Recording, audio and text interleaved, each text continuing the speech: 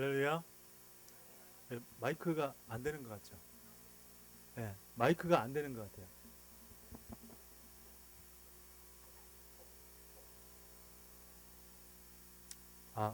안 돼.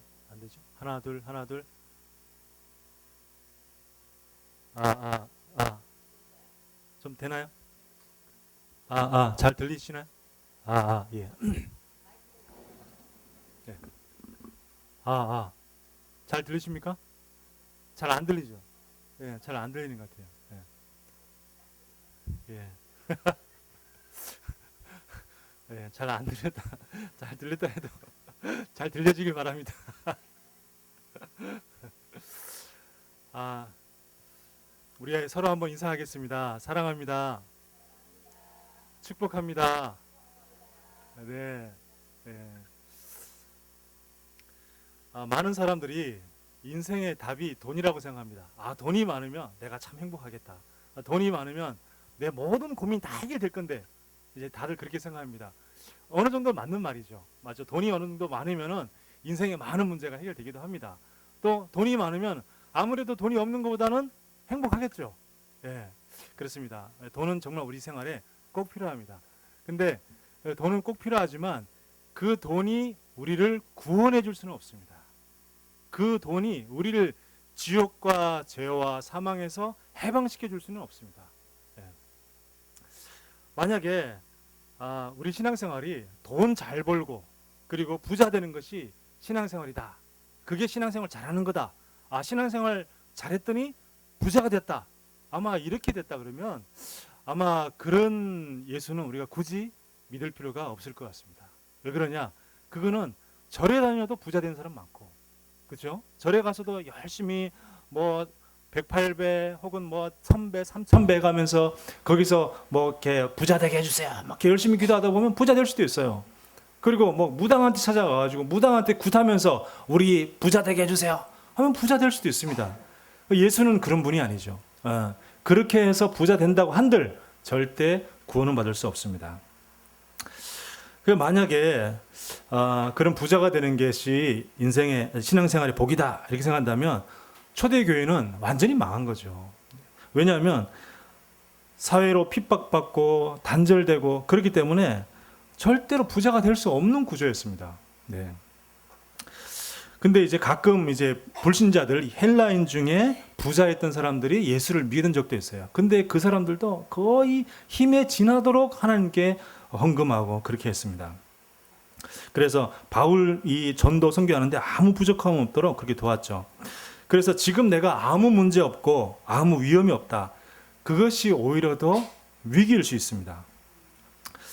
영적 경각심이 없어지는 거죠. 아무 문제 없으니까 뭐. 그래서 제가 예전에 그 양육하던 청년이 있었는데 이 청년이 그 KBS 그 직원이었어요. KBS. 그래서 제가 매주마다 그 여의도에 있는 KBS에 가가지고 계속 제가 다락방하고 뭐 복음 전하고 계속 예배드리고 이렇게 했는데 이 친구는 아무 문제가 없어요. 아무런 갈급함이 없어. 그러니까 교회도 안 나와. 교회를 아예 안 나와. 그래서 내가 한 20번 찾아가면은 한 번 정도 나와. 20번 가면 한 번 나오고, 그리고 또 뭐 한 10번 가면 또 저도 한 번 나오고, 뭐 이런 식인 거죠. 왜? 아무 문제가 없으니까. 예. 근데 그게 진짜 위기입니다. 내게 인생에 아무것도 하나도 문제도 없고 아무 어려움이 없다. 그래서 내가 예수를 안 붙잡게 되는 거죠. 그래서 내가 그리스도를 안 붙잡게 되는 겁니다. 우리 인생은 답은 오직 그리스도인 줄 믿습니다.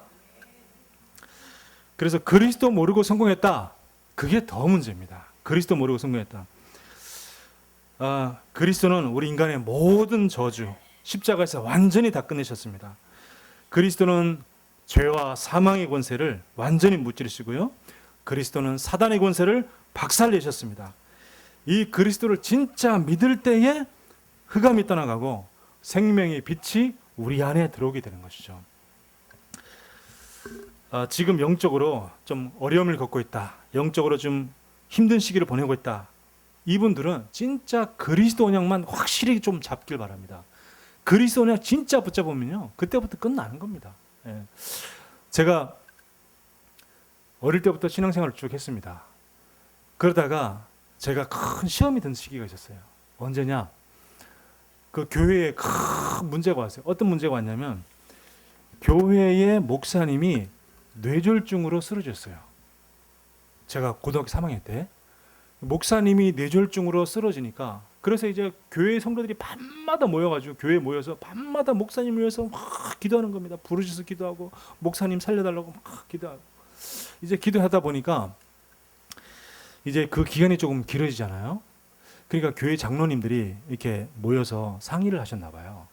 상의를 하셔가지고 우리가 저 목사님을 건강해질 때까지 계속 기도하기보다는 새로운 목사님을 모시자. 아마 그렇게 결의를 했나 봐요. 그래가지고 이제 어느 날 보니까 새로운 목사님이 오셨어요. 그 저는 이제 어린 나이에 뭐 그런가 보다 그랬죠. 그런데 그 목사님이 오신 지 얼마 안 있어가지고 그 목사님이 일어나셨어요. 병이 나와버렸어. 그럼 어떻게 됩니까? 그래가지고 결국은 그 목사님이 새로 개척하게 됐어요. 개척가 조그맣게 개척하게 됐는데 우리 부모님이 우리는 저 목사님을 섬겼으니까 글로 가자. 결국은 저도 우리 목사님 따라서 우리 부모님 따라서 그 아팠다가 일어나신 목사님 개척하신 교회로 그렇게 가게 됐어요. 그러다 보니까 아마 저는 몰랐는데 제가 어린 마음에 시험이 들었나 봐요. 그게 왜 어른들은 우리 섬기던 목사님이 원래 있었는데 왜 쫓아내지? 막 이런 생각이 들고 그랬어요.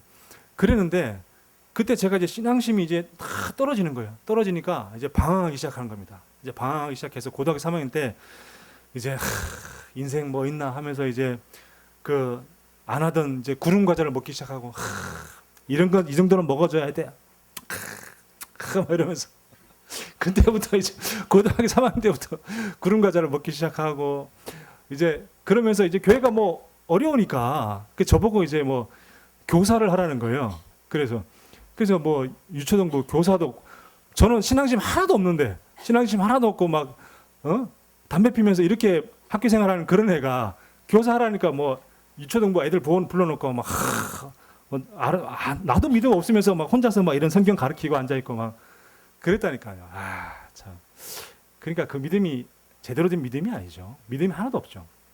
그러니까 고등학교 졸업하면서부터 이제 교회도 졸업해버린 거죠. 필요 없다. 뭐 하나님 살아 계시냐? 뭐 하나님 살아 있다면 뭐 이럴 리가 없다. 막 이러면서 이제 그래서 저 혼자 시험 들어가지고 교회를 안 나가고 그랬던 기억이 있습니다. 근데 제가 나중에 그리스도를 알게 되었습니다. 그리스도를 알게 되니까 내가 그 목사님이 계시고 안 계시고 그게 중요한 게 아니고 내가 그리스도를 몰랐던 내가 문제였구나. 이게 깨달아졌어요. 갈 수도 있고 뭐 계실 수도 있고 그거는 상관이 없는 거예요. 내가 그리스도를 알면은 목사님 계셔도 상관이 없고 목사님 나가시고 새로운 목사님 와셔도 상관이 없고 아무 문제가 안 되는데 그리스도가 내 안에 없다 보니까 이것도 문제가 되어지고 저것도 문제가 되고 다 문제가 되는 거예요. 그래서 내가 정말 내가 그리스도 알게 된 것이 얼마나 큰 축복이고 그리스도 알게 된 것이 모든 문제의 해답인 것을 나중에 알게 되었습니다. 인생의 답은 무엇이냐? 그리스도가 인생의 답입니다. 돈이 인생의 문제가 답이 아니고요. 내가 무슨 신앙생활 열심히 하는 거 그리스도를 모르고 신앙생활 열심히 했다가 나중에 더 큰 문제가 옵니다. 그게 종교생활이잖아요. 그리스도 모르고 신앙생활 열심히 했다가 나중에 더 큰 어려움과 더 큰 문제가 오고 영적 문제로 더 고통받고 그래서 이 그리스도를 완전히 인생의 답을 내고 그 다음에 우리가 세상 현장으로 나가는 겁니다. 이런 책이 있어요. 우울한 마음도 습관입니다. 우울한 마음이 습관이래요. 이런 책이 있습니다. 이런 책이 있는데 그 책을 보면 우울이나 또 불안, 그 다음에 그런 상처 이런 감정들이 과거에 형성된 감정이라는 거죠. 과거에 형성된 감정인데 현재의 어떤 조건, 예를 들면 사람이라든지 어떤 사건이라든지 그런 현재 어떤 조건과 만나면 그 감정이 다시 찾아온다는 거죠.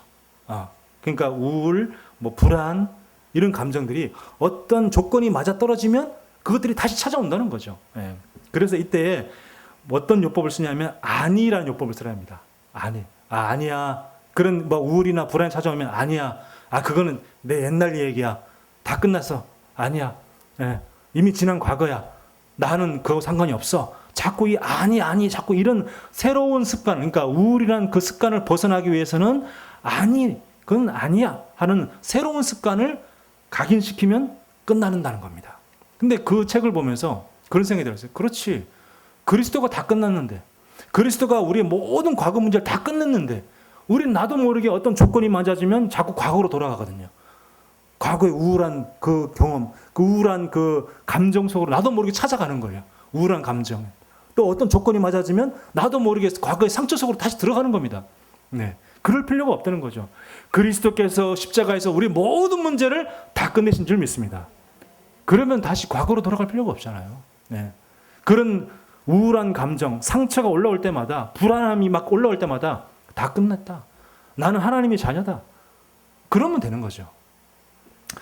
어제 제가 그런 얘기를 우리 모임 때, 어제 우리 랩런트 모임 때 그런 얘기를 했는데, 그 영화, 이런 영화가 있어요. 가디언즈 오브 갤럭시. 가디언즈 오브 갤럭시, 우주의 뭐 수호자, 뭐 이런 영화가, 그 미국 영화가 있었어요. 그래서 그게 뭐 1편, 2편 뭐 이렇게 막 나오는데, 거기 보면 이게 온 몸이 나무로 된 캐릭터가 있습니다. 그러니까 몸이 다 나무야. 나무인데 이제 말도 하고 막 이렇게 행동도 하고 다 해요. 근데 그 이름이 이제 그루트라는 그 캐릭터인데, 그 그루트라는 캐릭터는 한마디밖에 할 줄 몰라요. 항상 I'm Groot, 나는 그루트야. 기분 좋을 때도 나는 그루트. 그리고 또 뭐 슬플 때도 나는 그루트. 그리고 화가 날 때도 나는 그루트. 이 말밖에 할 줄 몰라요. 다른 말 아무것도 할 줄 몰라요. 근데 제가 그걸 보면서 무슨 생각이 드냐면, 그렇지. 우리가 나는 하나님의 자녀 아니냐. 우리가 슬플 때 난 하나님의 자녀야. 기쁠 때 난 하나님의 자녀야. 화가 날 때 난 하나님의 자녀야. 우울할 때 난 하나님의 자녀야. 다 끝났으니까. 그렇잖아요? 다 끝났으니까 난 하나님의 자녀야. 그 신앙 고백 하나면 다 끝나는 겁니다. 그 그루트가 항상 I'm 그루트, 나는 그루트다. 나는 그루트다. 이 말 한마디밖에 할 줄 몰랐던 것처럼 그 말 한마디 할 줄 몰랐는데 다 통해. 사람들이 다 알아들어. 그래? 알았어. 다 알아들어. 우리가요, 기쁠 때나 슬플 때나 화가 날 때나 불안할 때나 모든 상황 속에서 예수 그리스도가 다 끝냈기 때문에 난 하나님의 자녀야.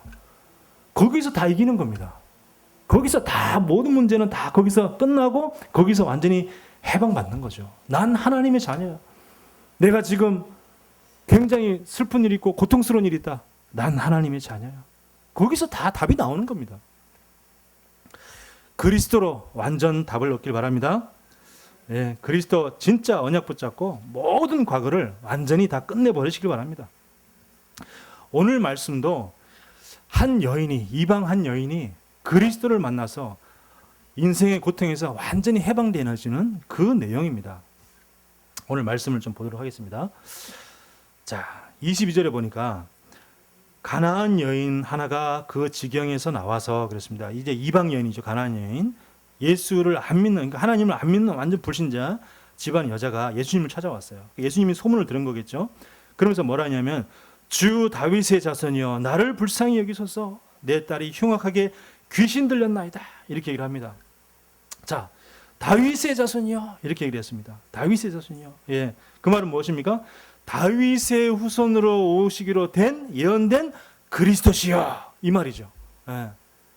이 그리스도는 구약 성경에 다윗의 후손으로 오기로 완전히 약속이 되어 있었습니다. 그래서 구약 성경 곳곳에 뭐 이새의 뿌리, 그러니까 이새는 누구죠? 다윗의 아버지죠. 이새의 뿌리가 뭐 이렇게 너희를 구원할 것이다 이런 얘기가 나와 있고, 그 다음에 뭐 다윗의 후손 뭐 이런 얘기가 이제 성경 곳곳에 나와 있습니다. 그러니까 이 하나님을 안 믿는 가나안 여인이 저분은 바로 구약 성경에 예언된 바로 그 그리스도다, 이걸 알았던 거예요.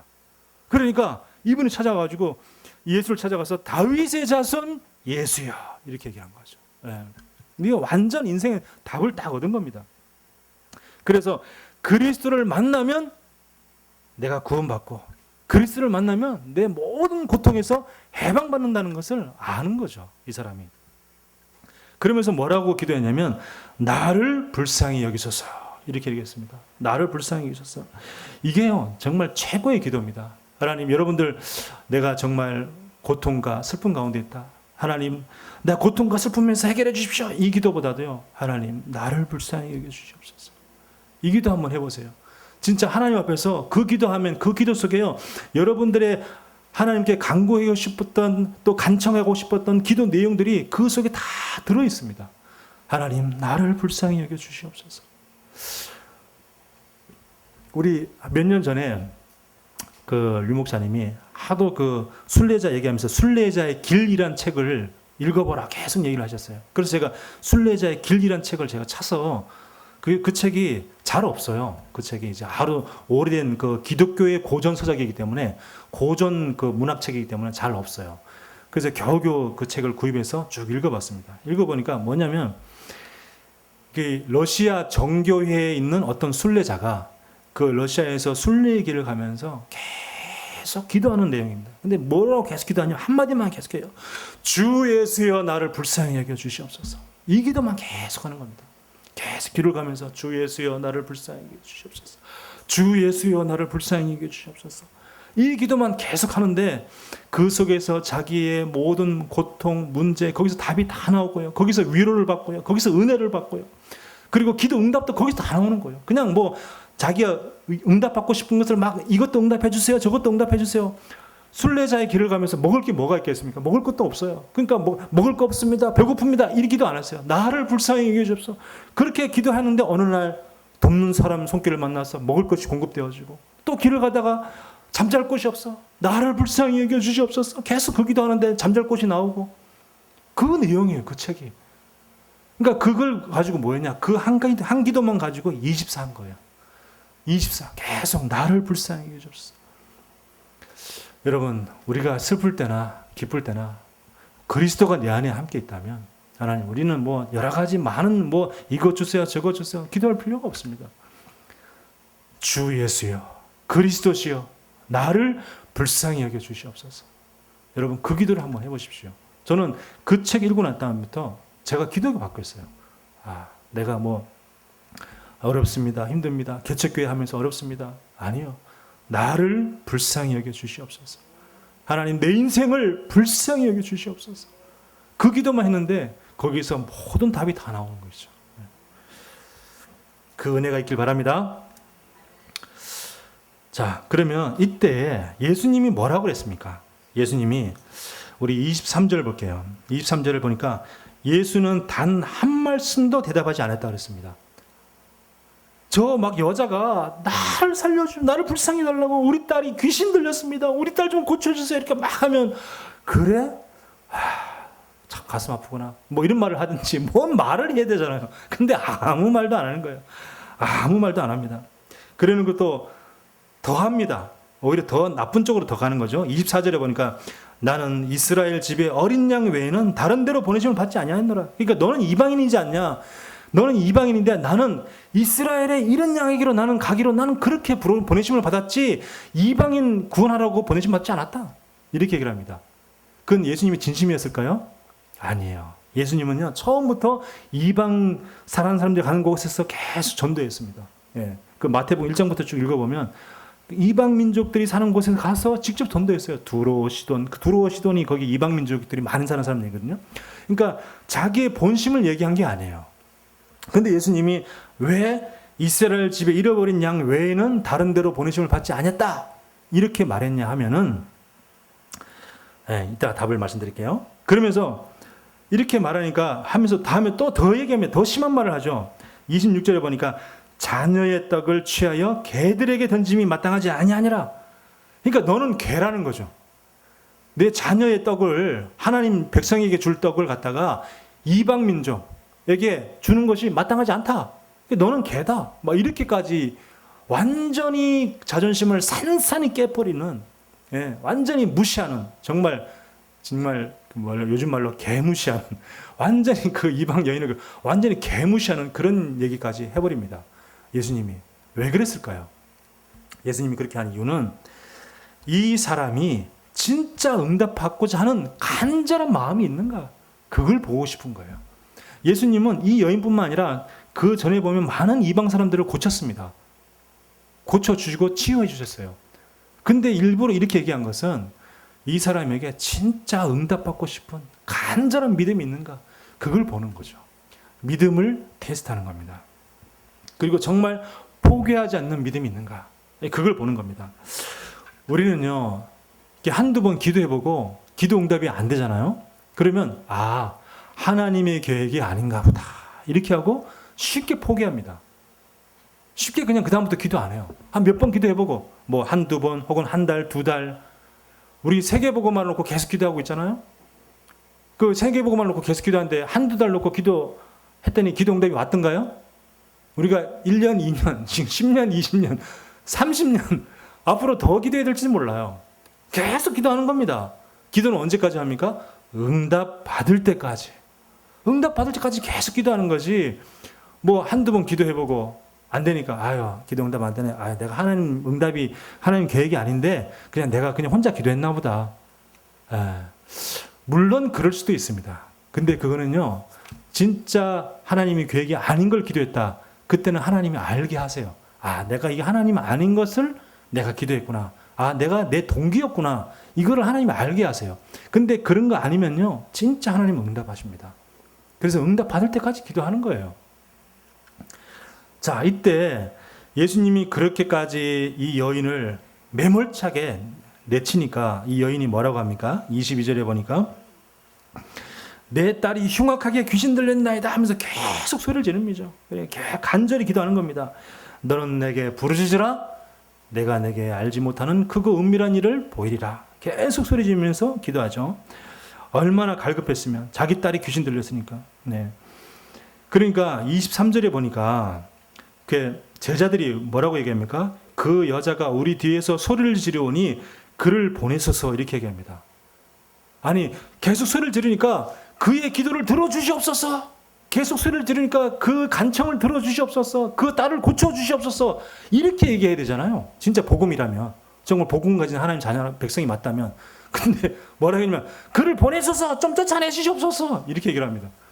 이게 복음이 아닌 거죠. 왜 그렇습니까? 이 제자들도 아직 복음에 깊이 각인되지 못했고, 그러면서 뭐가 있냐면 선민주의 사상, 그게 아직 꽉 찼는 거죠.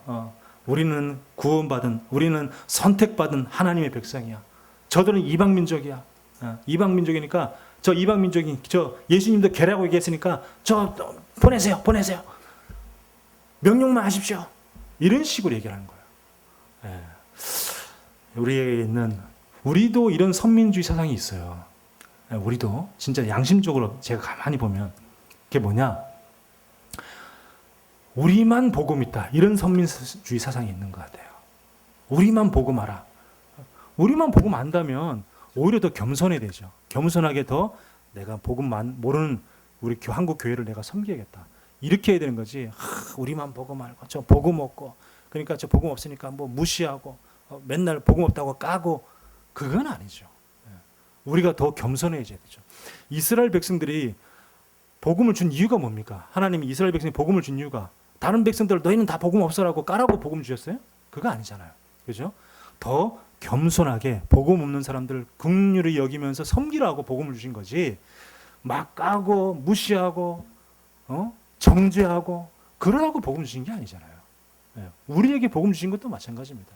우리에게 복음 주신 이유는 복음 없는 사람, 복음 없는 교회를 그 복음 없는 마음을, 긍휼한 마음을 가지고 그들에게 그 겸손히 복음 전하라고, 그렇게 우리에게 복음 주신 거지, 막 정죄하고 비판하고 네가 그러니까 복음 없지, 복음 없으니까 네가 그렇지, 그러라고 우리에게 복음 준 게 아니잖아요.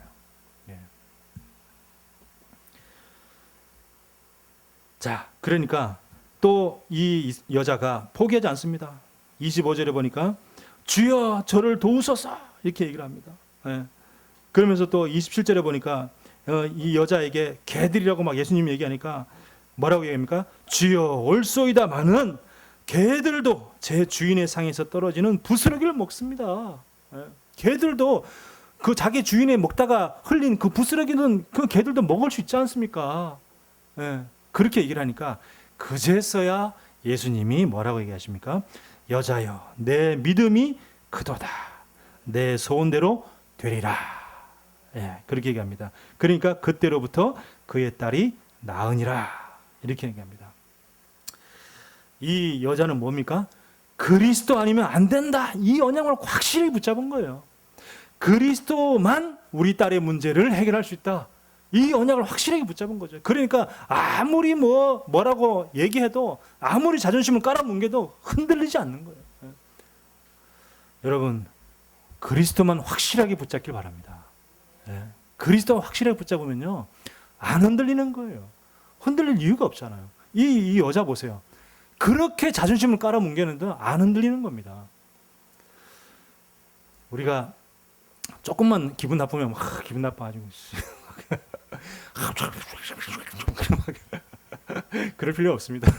그럴 필요 없이 진짜 그리스도만 다 붙잡으시면 됩니다. 귀신 들려서도 그리스도면 된다 하는 그 믿음이 있기 때문에 간절히 붙잡은 거예요. 자, 그래서 우리 신앙생활에 중요한 것이 진짜 이 복음을 깨닫고 믿고, 그죠? 깨닫고 믿는 겁니다. 그리고 예수님도 깨달음이 중요하다고 계속 말씀하셨고, 그렇게 하셨죠. 그래서 로마서 1장 17절에도 보니까 오직 의인은 믿음으로 말미암아 살리라. 다른 것으로 사는 게 아닙니다. 우리 하나님의 자녀는 믿음으로 살아가는 거죠. 무슨 믿음? 그리스도를 믿는 믿음. 이 믿음 가지고 살아가는 겁니다. 이 믿음으로 우리는 헌신하고, 믿음으로 기도하고, 또 세상 가운데서 믿음으로 승리할 줄 믿습니다. 그래서 내 안에 있는 모든 불평, 불만, 불신앙, 이거 다 떠내보내는 겁니다. 왜? 그리스도면 되니까. 그리스도는 완전하니까. 그리스도면 완전한데 뭐 내 안에 계속 원망, 불평, 불신앙 가지고 있을 필요가 없죠. 이런 거 가지고 있을수록 누구만 손해입니까? 나만 손해예요. 내가 계속 불평하고 불만 가지고 있고 내가 늘 불신앙 가지고 있다. 나만 손해입니다. 계속. 그것을 많이 가면 많이 가질수록, 오래 가지면 오래 가질수록 나만 영적으로 더 큰 손해보는 겁니다. 그냥 한 가지만 딱 생각하면 됩니다. 그냥 그리스도면 된다. 그리스도면 다 끝났다. 나는 하나님의 자녀다. 이 한 가지만 딱 가지고 계시면 됩니다. 자, 그래서 이제는 이 교회가 좋더라, 저 교회가 좋더라, 이런 생각할 필요 없어요. 여러분이 교회입니다. 여러분이 교회고 우리가 교회입니다. 이 교회 저 교회 따질 필요가 없어요. 저와 여러분이 교회이기 때문에 저와 여러분이 교회인 저와 여러분이 살아나면 되는 겁니다. 그러면 우리 교회도 다 문제 끝나는 거예요. 우리가 교회를 위해서 기도하고 교회를 위해서 헌신하는 그 기도와 헌신은 절대 헛되지 아니하고 그 축복이 여러분과 또 여러분 후대에게 계속해서 전달되어질 줄 믿습니다. 자, 마지막 결론입니다. 우리 깊은 묵상, 또 집중을 통한 깊은 묵상의 시간을 가져야겠습니다. 28절에 다시 한번 보면 내 믿음이 크도다 그랬습니다. 우리의 믿음을 회복하는 깊은 묵상의 시간. 물론 그리스도로, 첫 번째는 그리스도는 완전하고 충분하고 모든 것이다. 그리스도는 완전하고 충분하고 모든 것인가? 라고 내가 지금 그렇게 누려지고 있는가? 이걸 묵상하는 겁니다. 이게. 그리스도가 정말 완전하고 충분하고 모든 것인다. 그런데 왜 나는 계속 불신하고 있지? 그런데 나는 왜 계속 불평하고 있지? 내게 그리스도가 완전하고 충분하지 않은 게 아닌가? 이렇게 한번 묵상해 보는 거죠. 그걸 보고 뭐라 그러냐? 제한된 집중이라고 합니다. 제한된 집중. 이게 그리스도로만 완전히 제한시켜서 그리스도에만 내가 모든 집중을 하는 겁니다. 혹시 나는 그리스도 외에 더 필요한 사람이 아닌가? 혹시 외에 나는 그리스도 말고 이것도 필요하고 저것도 필요하고 다 그리스도는 완전하다고 하면서 모든 것 이것도 필요하고 저것도 필요하고 그런 사람이 아닌가?